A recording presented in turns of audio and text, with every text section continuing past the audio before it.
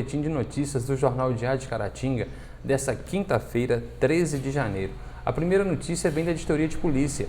Trata-se de uma apreensão de drogas e dinheiro no bairro Nossa Senhora Aparecida. Durante a ação na rua Vereador Lúcio Tomé, a polícia militar apreendeu 6 tabletes, 66 buchas e 2 porções de maconha, 13 munições calibre 38, 5 pedras de crack, uma balança digital e R$ 1.240.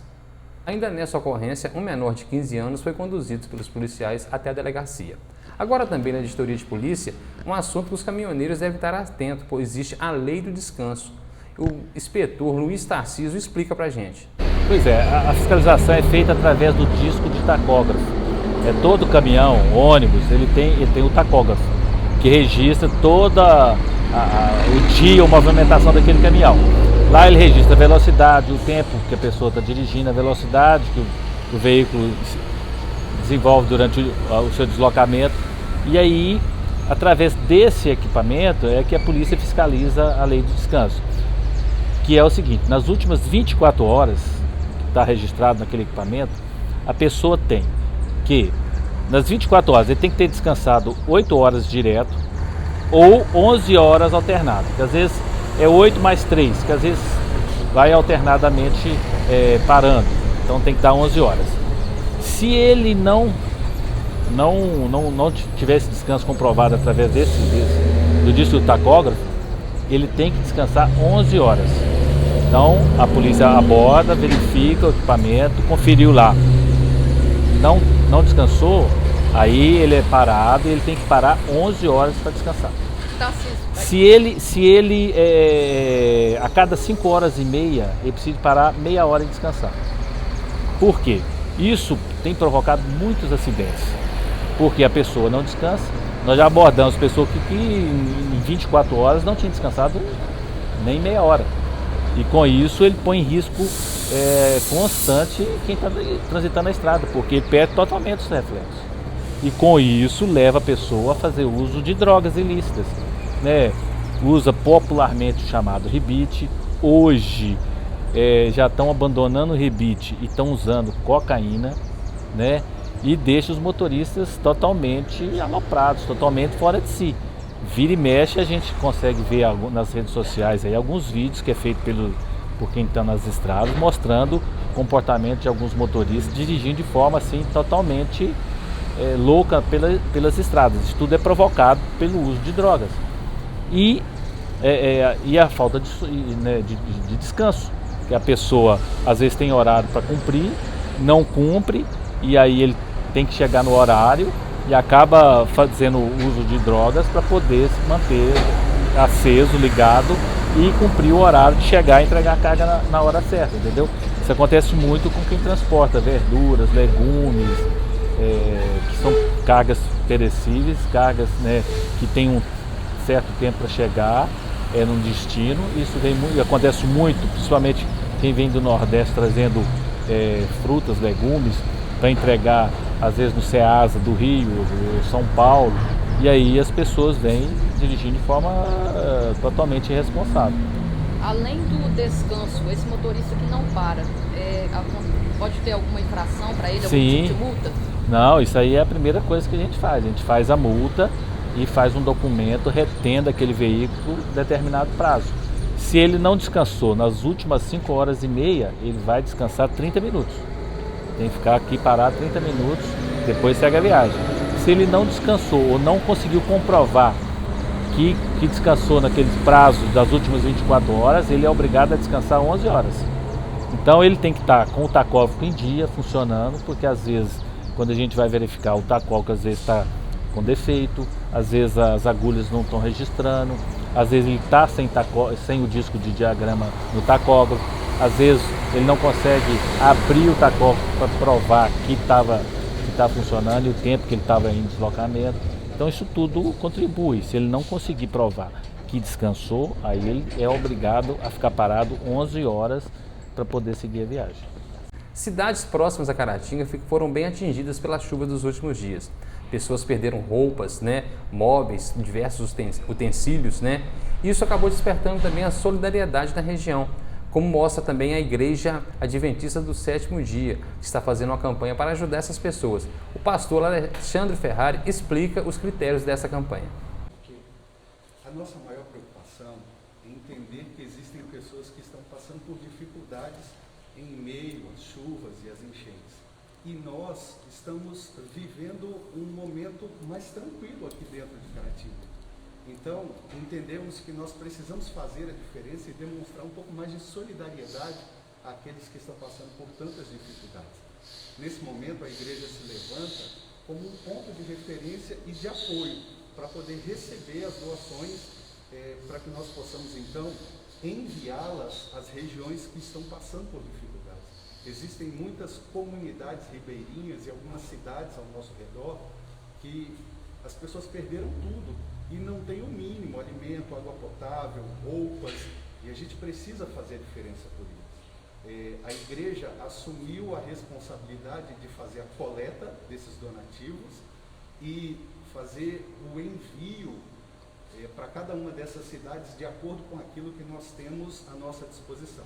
Nós começamos pelas comunidades mais próximas da cidade, por exemplo, Águas Férreas, está aqui pertinho da gente, São João do Oriente, Dom Cavate, Inhapim, mas o nosso desejo é que nós tenhamos donativos suficientes para atender não apenas essas regiões, mas algumas cidades que estão mais longe, por exemplo, algumas comunidades carentes na região de Valadares, mais próximo ali também de Ipanema, Aimoré está passando por dificuldades também. O nosso desejo é ir o mais longe que nós pudermos. Pastor, como é que as pessoas, a população também pode ajudar, trazendo donativos à igreja? Na verdade, a gente espera que a população ajude. Nós temos 3 pontos de coleta. Aqui, a Igreja Central de Caratinga, que fica na Rua Nova. Nós temos a Igreja Adventista em Santa Cruz e a Igreja Adventista também na Esplanada. Nós vamos estar recolhendo, pelo menos durante essa semana, em 3 dias e horários que são importantes serem lembrados. No sábado, das 9 ao meio-dia, no domingo, das 19 até as 21 e na quarta-feira, também das 19 às 21, porque são horários de culto, fica mais fácil para as pessoas trazerem esses alimentos, esses donativos. Falando em donativos, eu queria dizer o que a gente precisa. Nós precisamos de comida, de alimentos, de preferência alimentos não perecíveis, porque duram mais tempo, fica mais fácil nós distribuirmos. Precisamos de água potável. Muitas dessas cidades ou comunidades não têm água potável porque o rio é a referência e eles não têm como tratar nesse momento. Nós precisamos também de calçados e material de higiene e de limpeza. Não só o higiene pessoal, mas muitas casas precisam ser lavadas, desinfetadas. É uma série de situações que eles estão vivendo e a gente precisa ajudar. A gente conta com o apoio da nossa comunidade aqui em Caratinga. A gente sabe que estamos vivendo um momento difícil, mas a gente acredita que se cada um puder fazer um pouquinho, nós vamos ter um montante enorme para levar para essas comunidades. Pastor, como é que está funcionando a seleção dessas famílias mais carentes que foram afetadas pelas chuvas na hora da entrega desses donativos? Nós contamos com o apoio das igrejas nessas regiões. Eles recebem as doações e fazem a separação de acordo com a necessidade da comunidade. Então, em algumas comunidades, eles precisam mais de alimentos do que de roupas. Ou, então, eles vão passando as informações e nós vamos enviando de acordo com a necessidade. Lá eles fazem a separação, o cadastramento das famílias, para poder atendê-las, e assim, de acordo com a possibilidade, porque a gente fala muito em ajudar, mas vai depender daquilo que a gente vai levar daqui para lá. Então a gente precisa muito do apoio das pessoas que estão aqui. Então, nesses 3 dias, os membros aqui da igreja, eles estarão nos 3 pontos que o senhor citou, e a população pode chegar e trazer os alimentos diretamente nas igrejas. Diretamente nas igrejas, sem nenhuma dificuldade. As portas vão estar abertas e nós teremos pessoas aqui para receber as doações e não precisam se preocupar pelo fato de ser uma igreja. Nesse momento, a nossa maior preocupação é a ajuda. Então, o que a gente quer é que as pessoas entendam que esses 3 locais são pontos de coleta. e eles vão poder trazer aquilo que puderem para ajudar essas comunidades. Pastor Alexandre Ferreira, normalmente as pessoas trazem muitas roupas. Parece que roupa, neste momento, não é a necessidade de vocês. O foco maior são alimentos, materiais de higiene pessoal e de limpeza, né? A gente recebeu uma doação considerável de roupas. Eu acredito que vocês viram ali dentro das salas, tiraram algumas fotos. Então, na maioria das vezes, a doação de roupas é o que nós mais temos. Elas são importantes, sim. E se a pessoa sentir que ela quer fazer essa doação, nós vamos aceitar sem nenhuma dificuldade. Só que a gente precisa mais de alimento, material de higiene, como eu havia dito, e principalmente água potável. Às vezes a gente lembra de todo o restante e esquece que as pessoas têm essa necessidade da água e a gente precisa ajudá-las. Agora os dados do boletim epidemiológico dessa quinta-feira. Vale observar que depois de quase um mês, Caratinga voltou a ter óbito por Covid. Trata-se de um paciente que residia do bairro Anápolis e tinha 51 anos.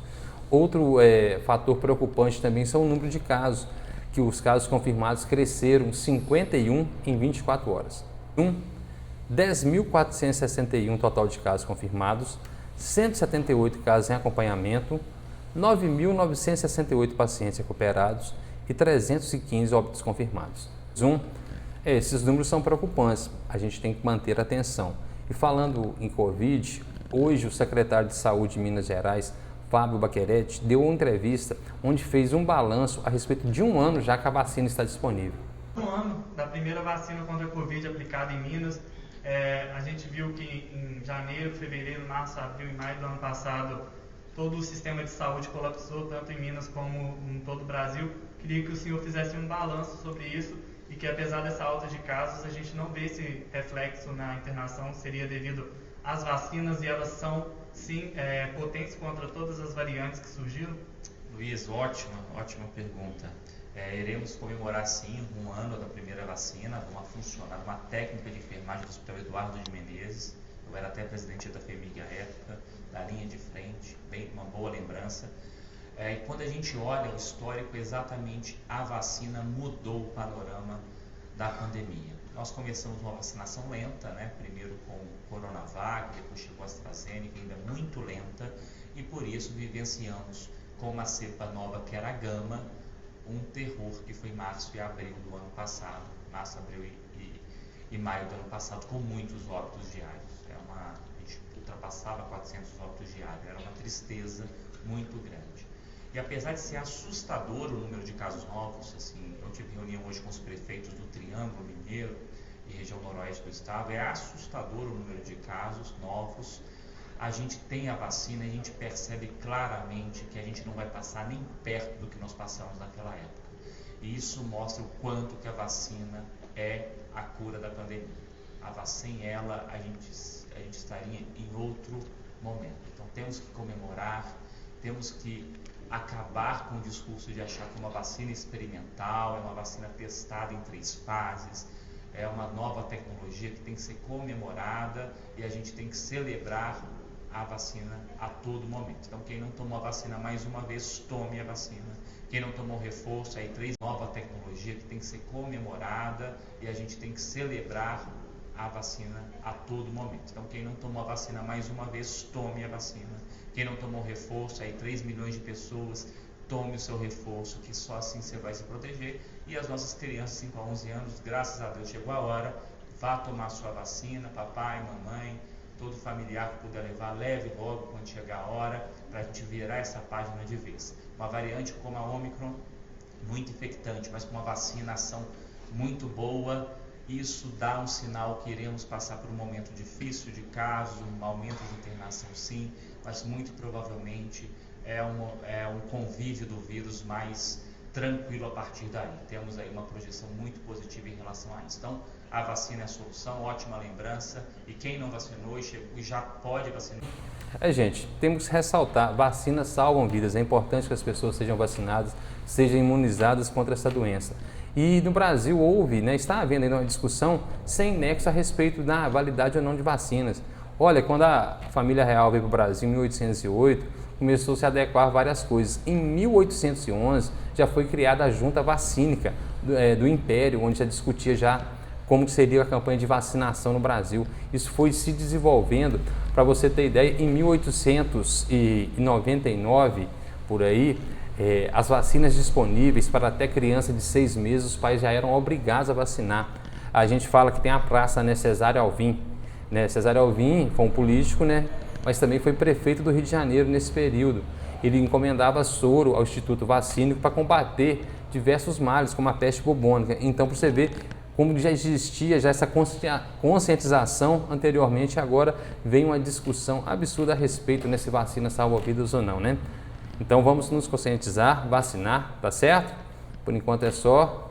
Um abraço a todos. O que acontecer de importante em Caratinga e região, você confere em nossas redes sociais.